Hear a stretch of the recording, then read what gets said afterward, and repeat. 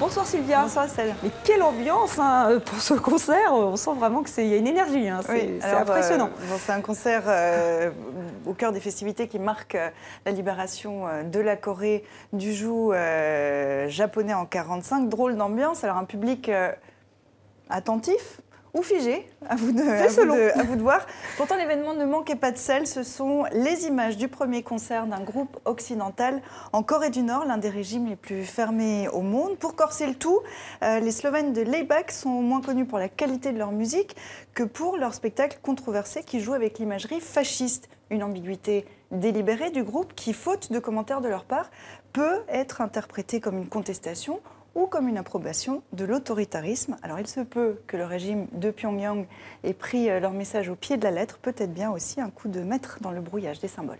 Alors de la musique toujours avec un grand monsieur, un grand percussionniste, il a même joué pour Mick Jagger, il s'agit de Doudou Ndiaye Rose, il s'est éteint. Il s'est éteint hier mercredi à Dakar, moins d'un mois après avoir fêté ses 85 ans. Monument, légende, magicien du sabar, ce tambour sénégalais, ce sont les qualificatifs qu'on entend depuis 24 heures pour lui rendre hommage. Ce musicien de génie laisse derrière lui un formidable héritage. On va le voir avec Karine Barzekar.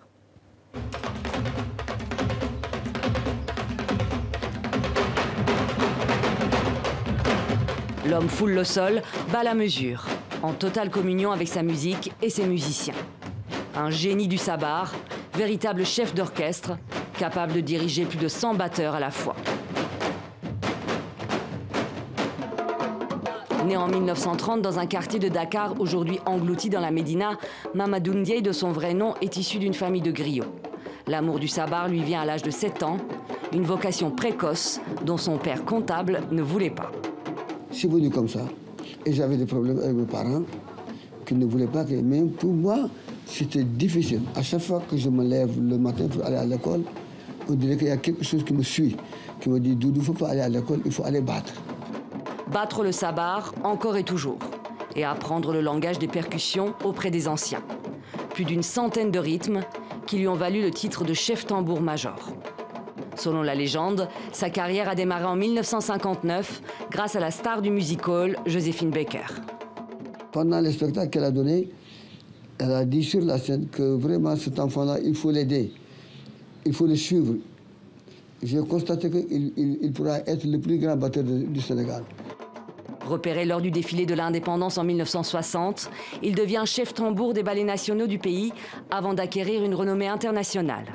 Recherché par les meilleurs, Miles Davis, les Rolling Stones, Peter Gabriel, Maurice Béjart ou encore Martin Scorsese pour la musique de son film La dernière tentation du Christ. Classé par l'UNESCO trésor humain vivant, Doudou Ndiaye Rose était aussi une force de la nature, doté d'une énergie folle, infatigable.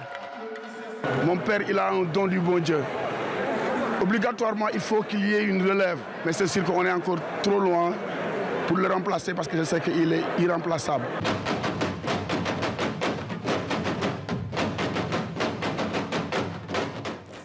Et maintenant, un record musical. Oui, il s'appelle Gérald Gentil, il est chanteur. Il s'est lancé un pari à Bruxelles qualifié, je cite, de surréalisme à la belge.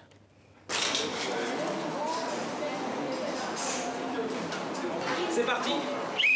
Je vais essayer de battre un record du monde, essayer de faire 36 concerts en 12 heures aujourd'hui de midi à minuit. Tac, c'est parti.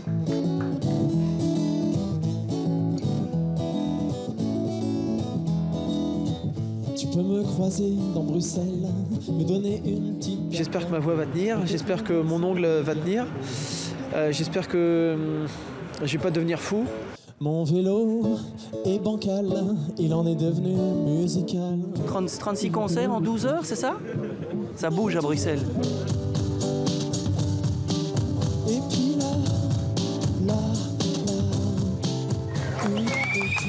Bah ça va, je suis pas trop fatigué, j'ai plus de voix, hein, là c'est clair. Et j'ai l'impression de massacrer un peu mes chansons. Mais sinon ça va.